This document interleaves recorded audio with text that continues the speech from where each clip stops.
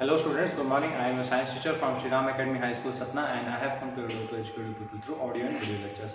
So students, in this class we will be starting the subject science for class 8. This is a series of lesson for chapter number 1, that is crop production and management. So students, in the last classes we learned about the irrigation. The next step is protection from weeds. Weeds हमने अब क्या कर दिया, irrigation कर दिया, सिंचाई कर दी है, ठीक है। अब क्या होगा, प्लांट ग्रो करना स्टार्ट हो जाएंगे। लेकिन प्लांट्स के साथ बेटा कुछ ऐसे प्लांट्स भी उग जाते हैं जो अनडिजायरेबल होते हैं। कैसे होते हैं? अनडिजायरेबल होते हैं, मतलब अनचाहे प्लांट्स होते हैं ऐसे जो हम नहीं चाहते कि वो फील्ड में उगे, अनडिजायरेबल प्लांट्स। ओके, इनको हम क्या कहते हैं? वीड्स कहते हैं। What we call them? Weeds. इनसे क्या होता है बेटा, ये जब भी उग जाते हैं तो ये क्या करते हैं? कॉम्पीट करते हैं, ये प्रतिस्पर्धा करते हैं। जो हमारा ग्रेन है, हमारा क्रॉप प्लांट है, उससे क्या करते हैं? ये उससे कॉम्पीट करते हैं for their nutrition and light. Okay, nutrition, water and light. जमीन, सॉइल से अगर मान लो दो लोग हैं, ठीक है ना, एक ही सॉइल से क्या कर रहे हैं, वो न्यूट्रिएंट्स ले रहे हैं, सॉइल ले रहे हैं, एक ही जगह से लाइट भी ले रहे हैं, तो दोनों क्या करने, दोनों को क्या करना पड़ेगा? शेयर करना पड़ेगा। और हो सकता है कि दोनों की ग्रोथ क्या हो, कम ज्यादा हो, ठीक है। तो ये वीड्स अगर हम हटा देंगे, ये हमारे किसी काम के नहीं है। जो हमारा क्रॉप है वो हमारे काम का है, तो हम पूरा न्यूट्रिशन, पूरा वाटर, पूरा जितना सॉल्ट्स है, जो भी लाइट है, वो किसको मिलेगी? हमारे प्लांट को मिलेगी। तो हमारा जो क्रॉप है वो क्या करेगा? अच्छे से ग्रो करेगा। तो वीड्स आर अनडिजायरेबल प्लांट्स जो कि फील्ड में उग जाते हैं, ठीक है, और इनको निकालना बहुत जरूरी होता है। अब सबसे बेस्ट टाइम कब होता है? Before flowering and seed formation. कब निकालने का समय, इनको निकालने का समय सबसे बेस्ट कौन सा टाइम होता है? जब इनमें फ्लावर्स ना आए हों, फ्लावर्स आने से पहले और सीड्स आने से पहले, सीड फॉर्मेशन से पहले, ये समय सबसे बेस्ट होता है। This is the best time for removing weeds. और वीड को रिमूव करने का वीड को रिमूव करने का जो प्रोसेस है, इसको हम क्या कहते हैं? वीडिंग कहते हैं। What we call it? Weeding. And weeding is done by two methods. First is manual method, मतलब आप क्या करेंगे? मैनुअली कट करेंगे या फिर अपरूट कर देंगे, उखाड़ करके फेंक देंगे, अलग कर देंगे।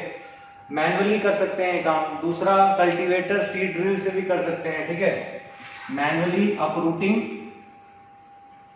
Uprooting and second is cultivator की हेल्प से आप उसको उखाड़ सकते हैं, कल्टीवेटर से अपरूट कर सकते हैं। एक और वीडिंग का प्रोसेस है जिससे आप कर सकते हैं, that is done by putting some chemicals, मतलब spraying some chemicals on weeds, ठीक है। इसको हम क्या कहते हैं? इन केमिकल्स को वीडीसाइड्स कहते हैं, ठीक है, वीडीसाइड्स कहते हैं। जैसे 2,4-D एक एग्जांपल है वीडीसाइड्स का। वीडीसाइड्स का यूज करके हम क्या कर सकते हैं? हम वीड्स को हटा सकते हैं। दो तरीके हैं वीडिंग करने के, मैनुअल एक, दूसरा chemical ways by which we can spray weedicides on the weeds so that their growth is hindered, ठीक है। तो ये चीज है प्रोटेक्शन, इस तरीके से हम वीड्स का करते हैं। नहीं तो अगर हम वीड्स को नहीं हटाएंगे तो डेफिनेटली हमारे जो प्लांट्स हैं, जो क्रॉप है हमारी, वो उसकी अच्छी ग्रोथ हमें नहीं मिलेगी। तो ये हमारा वीडीसाइड्स है, वीडीसाइड्स वीडिंग का प्रोसेस। अब वीड्स से बच गए, सब कुछ हो गया, प्लांट अच्छे से ग्रो हो गए। अब इसके बाद क्या होगा बेटा? कटिंग ऑफ क्रॉप होगा। कटिंग ऑफ क्रॉप को क्या बोलते हैं? जब अच्छे से मैच्योर हो जाती है क्रॉप, उसको हम क्या बोलते हैं? हार्वेस्टिंग ऑफ क्रॉप कहते हैं। जब भी क्रॉप क्या हो जाती है? मैच्योर हो जाती है, और it is the time to take the crops from the field, उसको हम क्या बोलते हैं? हार्वेस्टिंग बोलते हैं। आप डेफिनेशन बुक से रेफर कर सकते हैं। तो हार्वेस्टिंग आप कैसे करते हैं? दो तरीके हैं बेटा, इसमें भी आप मशीन का इस्तेमाल करते हैं या फिर टूल्स का इस्तेमाल करके कर लेते हैं। Machines and tools, okay. Machines कौन कौन सी हैं? जैसे आप कहते हैं कल्टीवेटर, तो आप किस लिए करते हैं? टिलिंग के लिए करते हैं। लेकिन मशीन्स का इस्तेमाल आप हार्वेस्टिंग में कौन से करते हैं? हार्वेस्टर्स की हेल्प से करते हैं। हार्वेस्टर की हेल्प से आप क्या करते हैं, कटिंग करते हैं। टूल कौन सा इस्तेमाल करते हैं बेटा, सिकल का इस्तेमाल करते हैं। सिकल जानते होंगे, सिकल क्या होता है, हसिया जिसे कहते हैं, जिससे फसल काटी जाती है। ठीक है, अब बात यह आती है कि सर आपने हार्वेस्ट कर दिया, उसके बाद अब काटने के बाद जो फसल आई उसमें से दाने कैसे निकलेंगे, तो दाने को निकालने के लिए एक अलग मशीन होती है, उसका प्रोसेस होता है, उसको हम कहते हैं थ्रेशिंग। आपने क्लास 6 में पढ़ा है कि grains are separated from the काफ,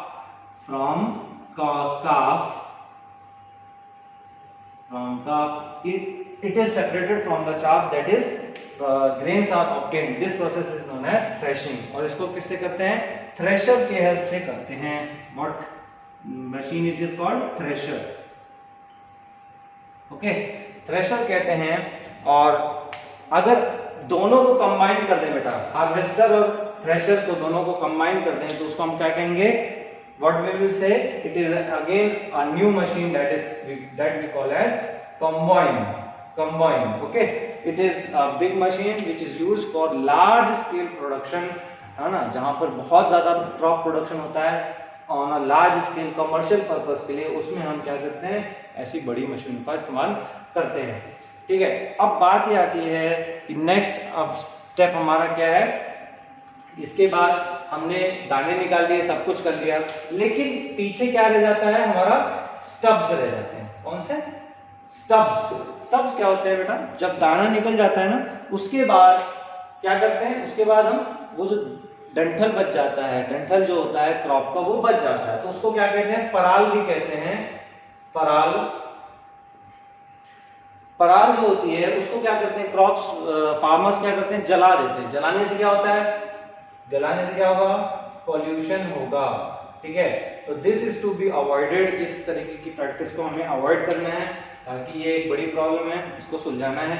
ठीक है, नेक्स्ट इज यहाँ पर जो छोटे किसान होते हैं, स्मॉल फार्मर्स, जो स्मॉल फार्मर्स होते हैं, उनके लिए ये मशीन्स का इस्तेमाल नहीं करते। क्या करते हैं, what they do, they use the method that is called winnowing. आपने क्लास 6 में ये मेथड भी पढ़ चुकी है। विनोइंग क्या होता है, larger and the heavier and the lighter particles are separated from this.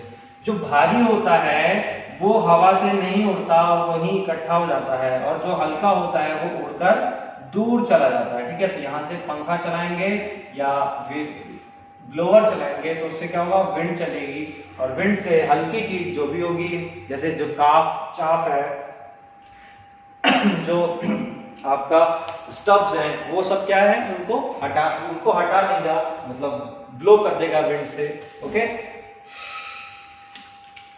अब बात आ जाती है नेक्स्ट, दाने आ गए, सब कुछ आ गया, अब क्या करना है, स्टोर करना है, मतलब उसका भंडारण करना है, एक जगह पे इकट्ठा करना है। लेकिन प्रॉब्लम ये होती है कि जब हम क्रॉप को कट करके लाते हैं घर पे, तो उसमें क्या होता है, कुछ परसेंट वाटर होता है।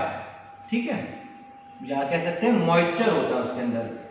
तो मॉइस्चर होगा बेटा, तो डेफिनेटली अगर हमने डायरेक्टली काटने के बाद उसको क्या कर दिया, स्टोर कर दिया, कुछ दिन बाद हो सकता है वो क्या हो जाए, सड़ जाए और यूज करने लायक भी ना बचे।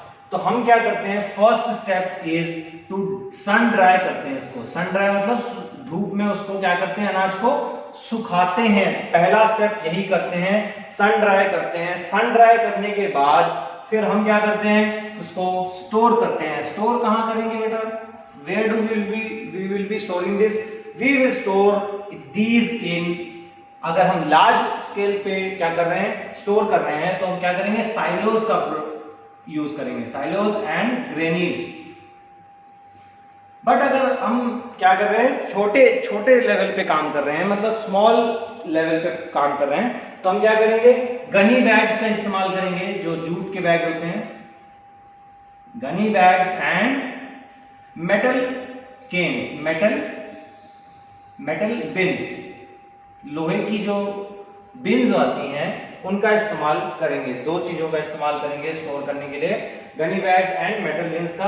अगर हम लार्ज स्केल प्रोडक्शन कर रहे हैं, लार्ज स्केल स्टोरेज कर रहे हैं, तो साइलोज एंड ग्रेनीज का इस्तेमाल, ग्रेनरीज होता है एक्चुअली,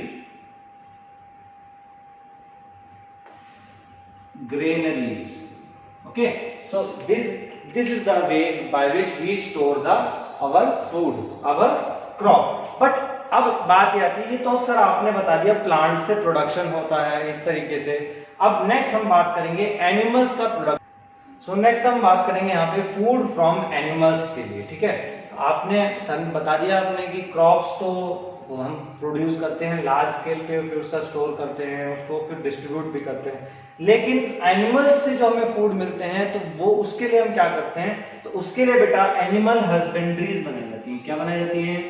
एनिमल हस्बेंड्रीज। जैसे हमारे खेत हैं ऐसे ही एनिमल हस्बेंड्रीज बनाई जाती हैं, मतलब फार्म हाउसेस बोलते हैं, फार्म बोलते हैं उसको, फार्म्स बोलते हैं, ठीक है। जो फिशेस जहाँ पे होती हैं तो उसको हम फिशरीज बोलते हैं, जहाँ पे मत्स्य पालन होता है, मतलब फिशेस का जहाँ पे प्रोडक्शन होता है, ठीक है, उसको मत्स्य पालन बोलते हैं। पोल्ट्री फार्म्स होते हैं, पोल्ट्री फार्म क्या होते हैं? जहाँ पे मुर्गियां, हेंस जहाँ पे रखी जाती हैं, पोल्ट्री में होती है, ठीक है।